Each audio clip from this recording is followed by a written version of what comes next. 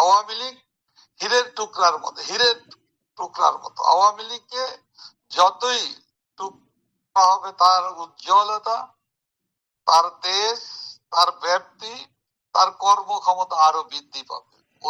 একটু আপনাকে থামাচ্ছি।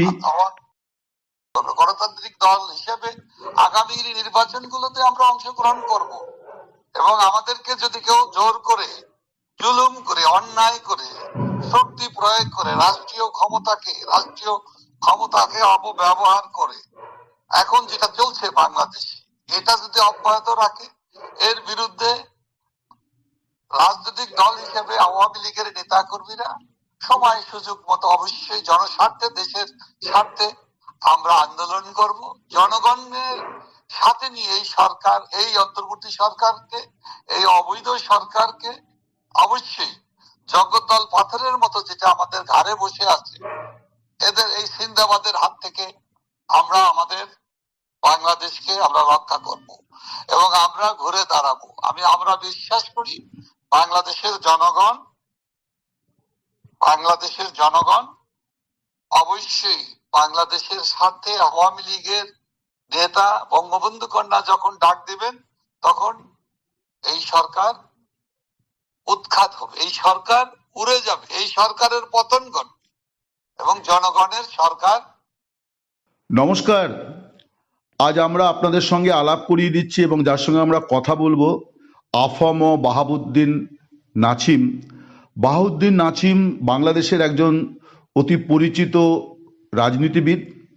তিনি বাংলাদেশ আওয়ামী লীগের যুগ্ম সাধারণ সম্পাদক এবং বাংলাদেশের আওয়ামী লীগের স্বেচ্ছাসেবী লীগের তিনি প্রতিষ্ঠাতা। তিনি একজন প্রাক্তন সাংসদ এবং বেশ কিছুদিন তিনি সাবেক প্রধানমন্ত্রী তথা আওয়ামী লীগের সভানেত্রী শেখ হাসিনার সহকারীর ভূমিকাও পালন করেছেন এবং এই মুহূর্তে তিনি দলের তরফে দলের বক্তব্য মিডিয়া এবং জনমানুষের উদ্দেশ্যে বলার জন্য দায়িত্বপ্রাপ্ত। তো আমরা আজকে তার সঙ্গে কথা বলবো। মিস্টার নাছিম, আপনাকে দ্য ওয়ালে অনেক স্বাগত এবং আপনাকে ধন্যবাদ এবং কৃতজ্ঞতা জানাই যে আপনি খুব ব্যস্ততার মধ্যে আমাদের সময় দিয়েছেন। তো আমরা প্রথমেই একটুখানি জানতে চাই যে আমি একটা কথা দিয়ে আপনাকে শুরু করি, আপনারই একটি কথা। সেটা 29শে জুন এবছর 2024-এর 29শে জুন বঙ্গবন্ধু অ্যাভিনিউতে আওয়ামী লীগের 75 বছর পূর্তির একটি অনুষ্ঠানে আপনি একটি কথা বলেছিলেন যে আওয়ামী লীগ হলো ফিনিক্স পাখি, আঘাত এলে আমরা পাল্টা আঘাত দিতে পারি, আমাদের ধ্বংস করা সহজ নয়, শেখ হাসিনার নেতৃত্বে আমরা স্মার্ট বাংলাদেশ গড়ব। মিস্টার নাছিম, আমি আপনার কাছে জানতে চাইছি যে এই ফিনিক্স পাখি কবে জেগে উঠবে, আওয়ামী লীগ কবে জেগে উঠবে? ধন্যবাদ। মিডিয়ার মাধ্যমে আমরা মানুষের সবাইকে আমি বিজয়ের মাসে, বীর বাঙালি বিজয়ের মাস হলো ডিসেম্বর মাস, এই বিজয় দিবসের আমি সমগ্র বাংলাদেশের বীর বাঙালি ও বাংলাদেশের মানুষদের সবাইকে আমি বিজয়ের শুভেচ্ছা, সংগ্রামী শুভেচ্ছা এবং সালাম জানাই, আন্তরিক মোবারকবাদ জানাই।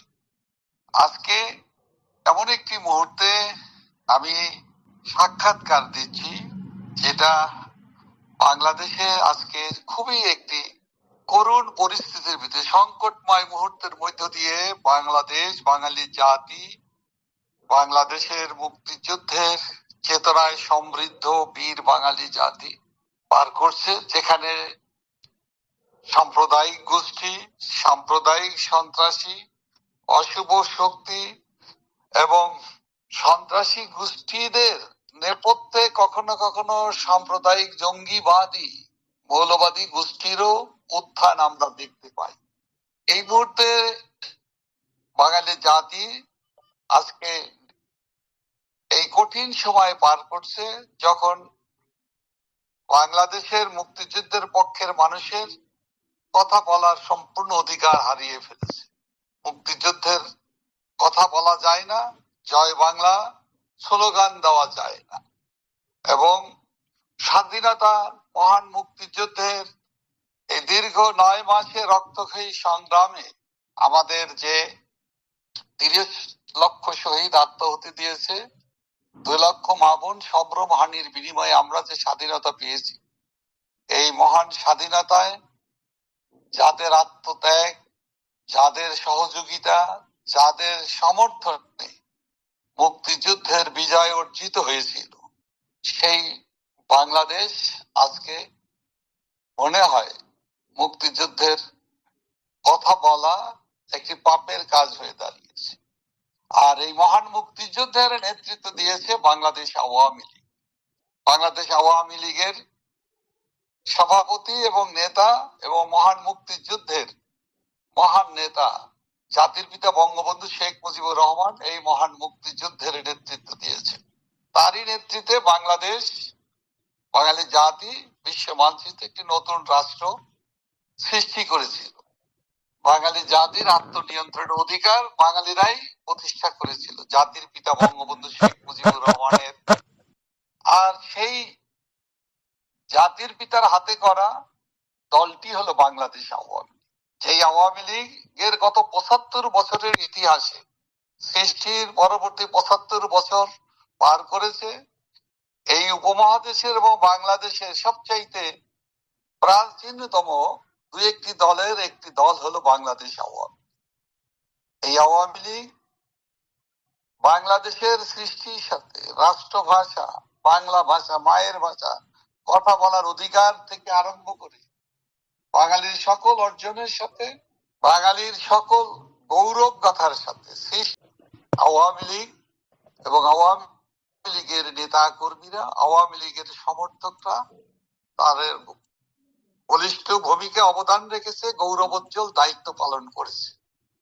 আওয়ামী লীগের মতো দলটির উপর বারবার বহু আঘাত এসেছে। বারবার আওয়ামী লীগকে ধ্বংস করা, আওয়ামী লীগের নেতৃত্ব শূন্য করা, বাঙালি জাতিকে নেতৃত্ব শূন্য করা, একের পর এক আঘাত এসে আওয়ামী লীগকে আঘাত করেছে, আওয়ামী লীগকে ধ্বংস করার চেষ্টা করেছে। কিন্তু আওয়ামী লীগ ধ্বংস হয়নি, বরং আওয়ামী লীগ নতুন করে তারা তাদের নতুন জীবনী শক্তি নিয়ে গর্জে উঠেছে। আওয়ামী লীগকে তাই ধ্বংস করা এত সহজ নয়। আওয়ামী লীগ হীরের টুকরার মতো। আওয়ামী লীগকে যতই টুকরা হবে, তার উজ্জ্বলতা, তার তেজ, তার ব্যাপ্তি, তার কর্মক্ষমতা আরো বৃদ্ধি পাবে।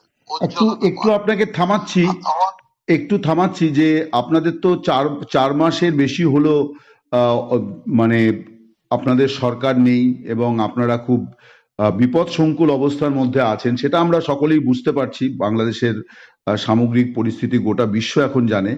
কিন্তু আমার যে প্রশ্নটি সেটি হচ্ছে যে আপনি যেটা বলছেন যে আওয়ামী লীগ হীরের টুকরো, যত কাটবে তত তার উজ্জ্বলতা পাবে। তো আওয়ামী লীগের সম্পর্কে কিন্তু মানুষের এখন যেটা প্রশ্ন, আমি বাংলাদেশের সাধারণ আওয়ামী লীগ কর্মী সমর্থকদের সঙ্গেও আমার যোগাযোগ আছে, কথা হয়, তারা সকলে জানতে চাইছেন যে খুব বড় করে আবার আওয়ামী লীগ কবে নিজের অস্তিত্ব জানান দেবে। আপনি যদি সেইটা একটুখানি স্পষ্ট করেন। দেখুন, আওয়ামী লীগ একটি গণতান্ত্রিক রাজনৈতিক দল। আওয়ামী লীগ জনগণের ভিত্তিতে, জনমতের ভিত্তিতে, জনগণের অধিকার প্রতিষ্ঠার জন্য, গণতন্ত্রের জন্য এবং বাংলাদেশের মানুষের অসাম্প্রদায়িক চেতনাকে সমুন্নত রাখার জন্য, বাংলাদেশের হিন্দু, বৌদ্ধ, মুসলিম, খ্রিস্টান, মুসলিম সকলের সাথে সবাই মিলে একযোগে সমান অধিকার নিয়ে আমরা বাংলাদেশকে গড়তে চাই। সেই বাংলাদেশ গড়ার জন্য জনমত যত দ্রুত এই অসাংবিধানিক, অবৈধ ইউনূস সরকার, এই তারা জবরদস্তিমূলক ভাবে দেশে যে শাসনের নামে দেশে যে দুঃশাসন কায়েম করেছে, এই দুঃশাসনের কারণে ইতিমধ্যে জনগণের ভিতরে ব্যাপক জনজীবনে নাবিশ্বাস উঠেছে, মানুষের দুঃখ কষ্ট বেড়েছে, মানুষের দেশে কোনো আইন শৃঙ্খলা নাই, দেশের নিত্য প্রয়োজনীয় দ্রব্যমূল্য, বিশেষ করে চাল, ডাল, তেল, আটা, লবণ, সবজির মূল্য হু হু করে বৃদ্ধি পেয়েছে, যা মানুষের ক্রয় ক্ষমতার বাইরে চলে গিয়েছে। এই অবস্থাতে মানুষের জনরোষ, অসন্তোষ প্রতিদিন বাড়ছে। জনরোষ যত বাড়ছে ততই ইউনূস সরকার জনগণ থেকে ধীরে ধীরে এত দ্রুত ধীরে ধীরে বিচ্ছিন্ন হওয়ার কথা, কিন্তু সেটা না হয় বরঞ্চ আমরা দেখছি 4 মাসের ভিতরেই তাদের জনপ্রিয়তা শূন্যের কোঠায় নেমে আসছে। এই অবস্থার মধ্য দিয়ে আমরা জনরোষটা বাড়ানোর জন্য আমরা সারা দেশের মানুষের কাছে এই সরকারের যে দুষ্কর্মগুলো সেটা আমাদের নেতাকর্মী এবং সাধারণ মানুষ, বুদ্ধিজীবী, বিভিন্ন শ্রেণী পেশার মানুষরা এই বিষয়টিকে তুলে ধরছে। এবং এ কারণে বাংলাদেশে কিন্তু সাধারণ মানুষ, রিক্সাওয়ালা, ভ্যানওয়ালা, সবজি ব্যবসায়ী থেকে আরম্ভ করে মেহনতি মানুষ, শিক্ষক, শ্রেণী পেশার মানুষরা কিন্তু বলতে শুরু করেছে যে আমরা ইউনূস সরকারের অধীনে আমরা ভালো নাই, কষ্টে আছি, আমাদের দুঃখ, আমাদের দুর্দশা, আমাদের শান্তি সম্পূর্ণ বিনষ্ট হয়ে গেছে। এর চাইতে আগের সরকার অর্থাৎ শেখ হাসিনা সরকার ভালো ছিল। একটা জিনিস বলছিলাম যে মাঠে ময়দানে নেতারা কবে নাগাদ আবার তারা আসতে পারেন, তার কারণ আমি বলছি যে সরকার তো কতগুলো কমিশন করেছে, সংস্কারের কথা বলছে, সেখানে বিভিন্ন দল তাদের অভিমত ব্যক্ত করছে, কিন্তু আওয়ামী লীগ তো সেখানে কোনো অভিমত ব্যক্ত করছে না। আওয়ামী লীগ কি মানে এই ব্যাপারে কিছু ভাবনা চিন্তা করছে যে এই যে সংবিধান সংস্কার বা আরো নানাবিধ সংস্কারের কথা বলা হচ্ছে, সেখানে আওয়ামী লীগের বক্তব্য কিন্তু আমরা জানতে পারছি না। আওয়ামী লীগকে তো নিষিদ্ধ করা হয়নি, আওয়ামী লীগ তার বিপদের কারণে সে মাঠে ময়দানে বা প্রকাশ্য হয়তো কর্মসূচি করতে পারছে না, কিন্তু আওয়ামী লীগের অবস্থানটাও কিন্তু আমরা জানতে পারছি না যে নির্বাচনী সংস্কার নিয়ে তার কি বক্তব্য, সংবিধান সংস্কারটাকে তারা গ্রহণ করে কিনা, করলে কি ধরনের সংস্কার তারা চায়, এটা যদি আপনি একটু স্পষ্ট করেন। দেখুন, বাংলাদেশের গত 4 মাসে 5ই আগস্টের পর থেকে বাংলাদেশে আওয়ামী লীগের একটি নির্বাচিত সরকার। আওয়ামী লীগ বাংলাদেশের সবচেয়ে বড় এবং জনপ্রিয় রাজনৈতিক দল। আওয়ামী লীগের সভাপতি বঙ্গবন্ধু কন্যা বাংলাদেশের সবচেয়ে জনপ্রিয় নেতা। তার প্রতি বাংলাদেশের মানুষের আস্থা অনেক অনেক বেশি। তারপরও ওনার সরকারকে জোর করে তার সরকারকে পদত্যাগ তো দূরের কথা, পদত্যাগ করারও সুযোগ দেয়নি, জোর করে দেশের বাইরে শক্তি প্রয়োগ করে পাঠিয়ে দিতে বাধ্য করা হয়েছে। আজকের অবস্থাতে বাংলাদেশে 5ই আগস্ট থেকে বাংলাদেশের আওয়ামী লীগের নাম নিশানা মুছে ফেলার জন্য আওয়ামী লীগের নেতা কর্মীদের গণহারে হত্যা করা হয়েছে। তার সঠিক হিসাবটাও এখন পর্যন্ত ইউনূস সরকারের পক্ষ থেকে কোনো হিসাব এখন পর্যন্ত জনসমক্ষে প্রকাশ করা হয়নি। আওয়ামী লীগের নেতা কর্মীদের বাড়ি ঘরে অগ্নিসংযোগ, লুটপাট, ধ্বংস করা হয়েছে। অফিস আদালত, ব্যবসা বাণিজ্য থেকে আরম্ভ করে বাংলাদেশের ধর্মীয় সংখ্যালঘু সম্প্রদায়, হিন্দু, বৌদ্ধ, খ্রিস্টান সহ অন্যান্য জনজাতি গোষ্ঠীর উপরে লুটপাট করা হয়েছে, হত্যা করা হয়েছে। উপাসনালয়, মন্দিরে, প্যাগোডা, এমনকি গির্জায় অগ্নিসংযোগ করা হয়েছে, লুটপাট করা হয়েছে, মন্দিরের প্রতিমা ভাঙা হয়েছে, লুটপাট করা হয়েছে। এবং সারা দেশের আওয়ামী লীগের নেতা কর্মীদের বিরুদ্ধে, বিশেষ করে আওয়ামী লীগের সিনিয়র নেতা, আওয়ামী লীগের মন্ত্রী পরিষদের সদস্য এবং কেন্দ্রীয় 14 দলের নেতৃবৃন্দ এবং অন্যান্য ব্যক্তিবর্গ, সরকারের বিভিন্ন শ্রেণী পেশা, সরকারের প্রশাসনের অবসরপ্রাপ্ত কর্মকর্তা কর্মচারী থেকে আরম্ভ করে কাউকে রেহাই দেওয়া হয়। সাংবাদিকদেরকে, গণমাধ্যমের সাথে যারা কাজ করে, সাংবাদিক, লেখক এবং শ্রেণী পেশার মানুষ, তাদের বিরুদ্ধে ঢালাও ভাবে মামলা দেওয়া হয়েছে। আওয়ামী লীগ সভাপতি বঙ্গবন্ধু কন্যা দেশরত শেখ হাসিনার বিরুদ্ধে 2.5 শতাধিক খুনের হত্যা মামলা করা হয়েছে। না, তাহলে কি আপনারা ইউনূস সরকারকে মানে এক প্রকার বয়কট করেই চলবেন, যে এই সরকারের কোনো কার্যক্রমেই বা আওয়ামী লীগ অংশ নেবে না? আমরা এই সরকারের প্রতিহিংসার যে নিদর্শনগুলো, প্রতিহিংসামূলক পরায়ণ হয়ে একটি অনির্বাচিত সরকার, অন্তর্বর্তীকালীন সরকার এভাবে ভয়ঙ্কর রূপ ধারণ করতে পারে, আমরা সে বিষয়টি আমি তুলে ধরছি মাত্র। আওয়ামী লীগের হাজার হাজার নেতা কর্মী, 14 দলের কেন্দ্রীয় নেতৃবৃন্দ থেকে আরম্ভ করে বিভিন্ন পর্যায়ের মানুষ, আওয়ামী লীগের সহযোগী সংগঠন, ছাত্রলীগ, যুবলীগ, স্বেচ্ছাসেবক লীগ, কৃষক লীগ, শ্রমিক লীগ, মহিলা আওয়ামী লীগ, যুব মহিলা লীগ, কাউকে রেহাই দিচ্ছে না। মেয়েদেরকে, নারী নেতৃবৃন্দদেরকে রেহাই দেওয়া হচ্ছে। মানে যেটা আমি জানতে চাইছিলাম যে আপনারা কি এই সরকারকে তাহলে বয়কটই করছেন, যে এই সরকারের কাছ থেকে আপনারা কোনো ন্যায় বা কোনো সুবিচার প্রত্যাশাই করতে পারছেন না? আর আমাকে একটু সময় দিলে আমি একটু ডিটেলস আপনাকে বলতে সুবিধা হতো। এই অনির্বাচিত অন্তর্বর্তীকালীন অরাজনৈতিক সরকার, যারা কাজ হলো তাদের রুটিন দায়িত্ব পালন করে নির্বাচন করে নির্বাচনী প্রতিনিধির কাছে ক্ষমতা দিয়ে তারা সরে পড়ে। তাদের তো সংবিধান পরিবর্তনের দায়িত্ব তাদেরকে জনগণ দেয়নি, তাদের তো কোনো নির্বাচনী ম্যান্ডেট নাই।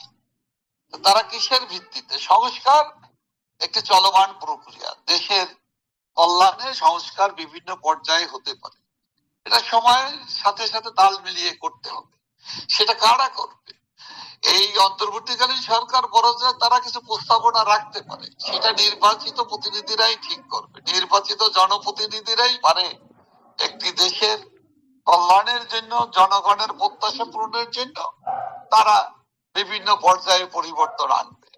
সে কাজটি তো এই অন্তর্বর্তীকালীন অনির্বাচিত অসাংবিধানিক সরকারের কাছে তো এ দায়িত্ব কেউ দেয়নি।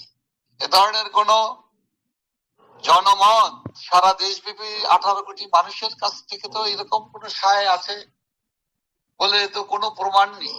তার উপরে এই অন্তর্বর্তীকালীন সরকার আমাদেরকে, আওয়ামী লীগকে, যারা বাংলাদেশের 40% মানুষের প্রতিনিধিত্ব করে, এখনো বাংলাদেশের 40% মানুষের বেশি আওয়ামী লীগকে সমর্থন করে, এবং বাংলাদেশের সবচেয়ে জনপ্রিয় দল হলো বাংলাদেশ আওয়ামী লীগ, এবং আওয়ামী লীগের চাইতে জনপ্রিয় নেতা হলো বঙ্গবন্ধু কন্যা দেশরত্ন শেখ হাসিনা। তাকে বাইরে রেখে, আওয়ামী লীগকে বাইরে রেখে, আওয়ামী লীগের মতামতের তোয়াক্কা না করে, ন্যূনতম এবং বড় তোয়াক্কা না করে একচেটিয়া একতরফা ভাবে যা হচ্ছে, এটা আর কিছুই নয়, জামাত, শিবির এবং ধর্মান্ধ মৌলবাদী জঙ্গি গোষ্ঠী, সন্ত্রাসী গোষ্ঠীদের একটি উন্মাদনা, একটি মহড়া চলছে বাংলাদেশে। এখন সংবাদপত্রের স্বাধীনতা নাই, গণমাধ্যমের কথা বলার অধিকার নাই, কণ্ঠ টুটি চেপে ধরা হয়েছে। বাংলাদেশে সাম্প্রদায়িক, বাংলাদেশে ধর্মীয় সংখ্যালঘুদের জীবন যাপন করার ন্যূনতম সুযোগটিকেও বিনষ্ট করার জন্য এই সরকার রাষ্ট্রীয় পৃষ্ঠপোষকতায় এমন আচরণ করছে যা বাংলাদেশের মানুষরা মনে করে। আজকে আমি আমার এক বন্ধুর সাথে কথা বলছিলাম, তিনি সনাতন ধর্মাবলম্বী। তিনি বলছেন, আগে ছিলাম বাঙালি, এখন আমি হিন্দু হয়ে গিয়েছি, এখন আমি সনাতনী হয়ে গেছি। আমি বললাম, কি বলেন ভাই? আমাকে বলছে, ভাই আগে কোনোদিন গত 53 বছরে এইটাই ভাবনা কাজ করেনি, কিন্তু আজকে আমাদের বাংলাদেশে এখন এরকমটা মনে হয়। আপনি বুঝতে পারুন তার হৃদয়ের কত কষ্ট, কত ব্যথা, কত তার যন্ত্রণার ভিতরে একটা হিন্দু ধর্মাবলম্বী একজন মানুষ এই উদ্বেগের কথা বলে, উৎকণ্ঠার কথা বলতে বাধ্য হয়। একটা প্রশ্ন করছি,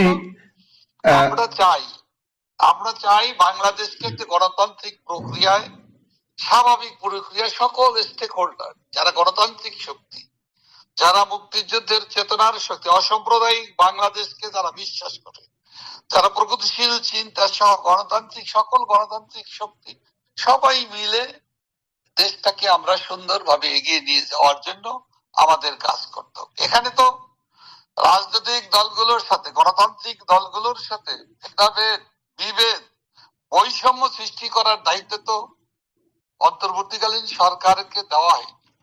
বৈষম্য, বিদ্বেষ, ঘৃণা, অবিশ্বাস সৃষ্টি করে একটি জাতিকে ধ্বংস করা যায়, নিঃশেষ করা যায়।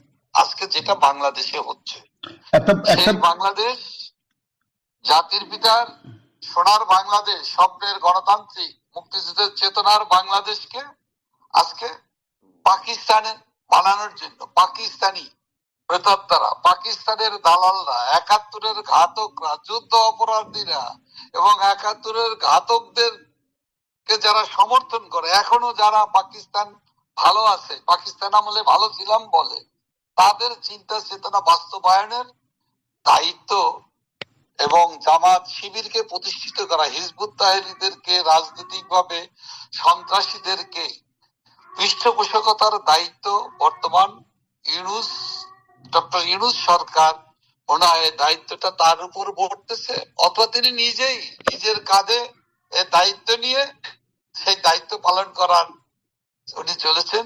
এবং ওনার মেটিকুলাস ডিজাইনের অংশ হিসাবেই উনি বাংলাদেশকে পাকিস্তান বানানোর জন্য, বাংলাদেশকে পাকিস্তানি জঙ্গিদের, সন্ত্রাসীদের, পাকিস্তানি আইএসআই এর এজেন্টদের অভয়ারণ্য বানাতে চান বাংলাদেশ। পাকিস্তান থেকে সরাসরি যান বাংলাদেশে আসে, পাকিস্তান থেকে খাদ্য সামগ্রী বাংলাদেশে আমদানি করা হবে।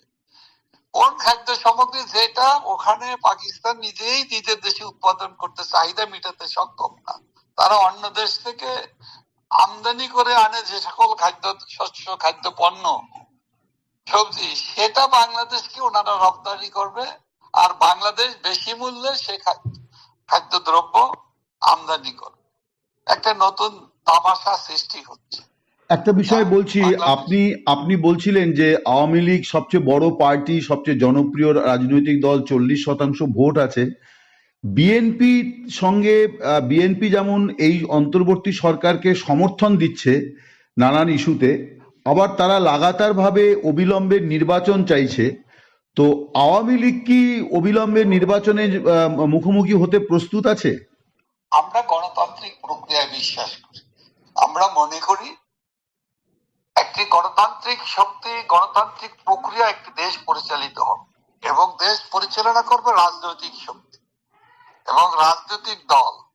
এটাই তো গণতন্ত্রের বিকাশের জন্য গণতন্ত্রের সংজ্ঞায়িত এটা। তো আওয়ামী লীগ এবং আমরা মনে করি দেশে সকল স্টেক হোল্ডারদের রাজনীতি করা, অন্তর্ভুক্তিমূলক নির্বাচন, অংশগ্রহণমূলক নির্বাচন, সকল গণতান্ত্রিক শক্তি নির্বাচনে অংশগ্রহণ করার সমান সুযোগ থাকবে, লেভেল প্লেইং ফিল্ড রাজনৈতিক দলগুলো থাকবে। সেক্ষেত্রে নির্বাচন হবে, জনগণ যাকে ভোট দিবে তারা নির্বাচিত হবে। মানে আপনি বলছেন যে আওয়ামী লীগ যাতে নির্বাচনে অংশ নিতে পারে সেরকম একটা অনুকূল পরিস্থিতি তৈরি হতে হবে, যে যাতে আওয়ামী লীগ নির্বাচনে প্রতিদ্বন্দ্বিতা করার মতন পরিস্থিতি তৈরি হয়। আমি যে কথাটি বলতে চাচ্ছি, আমরা নির্বাচনই তো একটি রাষ্ট্র পরিচালনার দায়িত্ব, জনগণ যাদেরকে দিবে তারাই তো রাষ্ট্র পরিচালনা করবে। ঠিক, সেই বিবেচনায় সবাই নির্বাচনে অংশগ্রহণ করবে। গণতান্ত্রিক দল হিসেবে আগামী নির্বাচনগুলোতে আমরা অংশগ্রহণ করব, এবং আমাদেরকে যদি কেউ জোর করে, জুলুম করে, অন্যায় করে, শক্তি প্রয়োগ করে, রাষ্ট্রীয় ক্ষমতাকে অপব্যবহার করে, এখন যেটা চলছে বাংলাদেশে, এটা যদি অব্যাহত রাখে, এর বিরুদ্ধে রাজনৈতিক দল হিসেবে আওয়ামী লীগের নেতা কর্মীরা সময় সুযোগ মতো অবশ্যই জনস্বার্থে, দেশের স্বার্থে আমরা আন্দোলন করব। জনগণের সাথে নিয়ে এই সরকার, এই অন্তর্বর্তী সরকারকে, এই অবৈধ সরকারকে অবশ্যই জগদ্দল পাথরের মতো যেটা আমাদের ঘাড়ে বসে আছে, এদের এই সিন্দাবাদের হাত থেকে আমরা আমাদের বাংলাদেশকে আমরা রক্ষা করব এবং আমরা ঘুরে দাঁড়াবো। আমরা বিশ্বাস করি বাংলাদেশের জনগণ অবশ্যই বাংলাদেশের স্বার্থে আওয়ামী লীগের নেতা বঙ্গবন্ধু কন্যা যখন ডাক দিবেন, তখন এই সরকার উড়ে যাবে।